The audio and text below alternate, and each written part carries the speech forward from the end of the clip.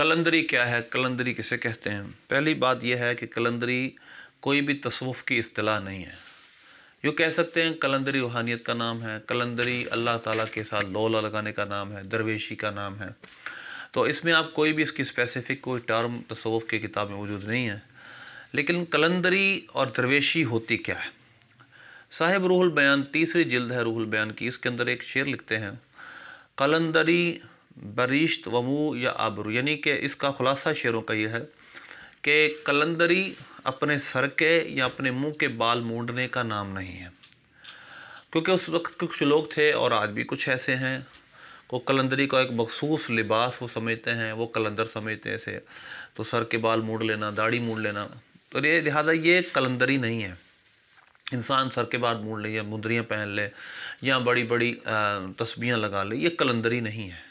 یہ درویشی نہیں ہے، یہ تصوف نہیں ہے، یہ روحانیت نہیں ہے۔ اور پھر حافظ شیرازی کو انہوں نے شعر لکھے، گذشتن از سرمو در کلندری است، تو کلندری کے بارے میں وہ کیا کہتے ہیں؟ کلندری سر کے بال موڑنے کا نام نہیں ہے، بلکہ حافظ شیرازی رحمۃ اللہ کے شعر لکھتے ہیں، اس کا آخری مصرع یہ، چو حافظ آنکھ کے سر بگزارد کلندر است، کہ جب تو حافظ شیرازی کی طرح تیرا سر سارا بالوں سے جھڑ گیا، یعنی تو غور و فکر کر کر کے اللہ کی ذات کے بارے میں، معرفت الہی حاصل کرنے کے بارے میں غور و فکر کر کر کے، مجاہدات کر کر کے سر سے گنجا ہو جائے گا، پھر تجھے کلندری ملے گی۔ تو لہذا کلندری کس چیز کا نام ہے؟ بڑی اہم بات یہ ہے کہ کلندری یا درویشی ہرگز کسی مخصوص لباس کا نام نہیں، یہ نام ہے اپنی لو اللہ کی طرف لگانے کا، یہ نام ہے اللہ رسول کی طرف کو کامل توجہ کا، یہ نام ہے کہ انسان دنیاوی محبت کو اپنے دل سے نکال کر اللہ اور اس کے رسول کا پیار داخل کرے۔ اور دوسری بات یہ ہے کہ اللہ تبارک و تعالیٰ قرآن پاک میں فرماتا ہے سورہ نازعات میں،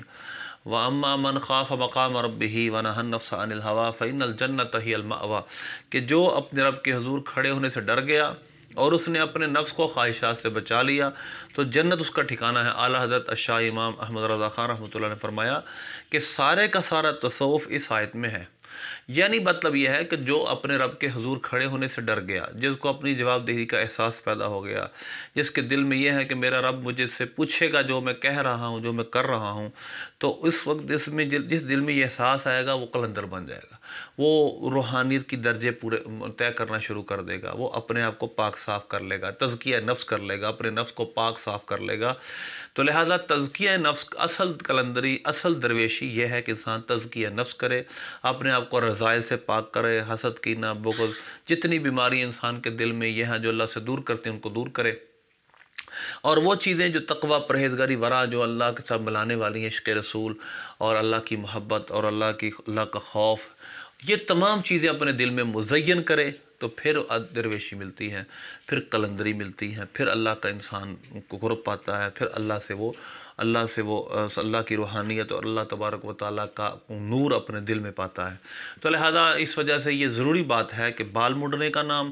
اسی طرح تسبیحیں پہننے کا نام، اسی طرح انگوٹھیاں پہننے کا نام ہرگز کلندری نہیں ہے، بلکہ یہ ہماری شریعت میں جائز نہیں ہے، نہ ہمارے کسی بزرگ نے، ہمارے بڑوں نے اس کو بالکل اپنایا نہیں، وہ شریعت کے پابند تھے۔ نبی پاک صلی اللہ علیہ وسلم سے آپ بڑا اللہ کا قرب حاصل کرنے والا کون ہے؟ خلفائے راشدین سے بڑا کون ہے؟ صحابہ سے بڑا کون ہے؟ ان میں سے تو کسی نے یہ کام نہیں کیے، تو لہذا اللہ ہمیں ایسے لوگوں سے محفوظ کرے، ایسے خیالات سے دور رکھے، آمین بجاہ نبی۔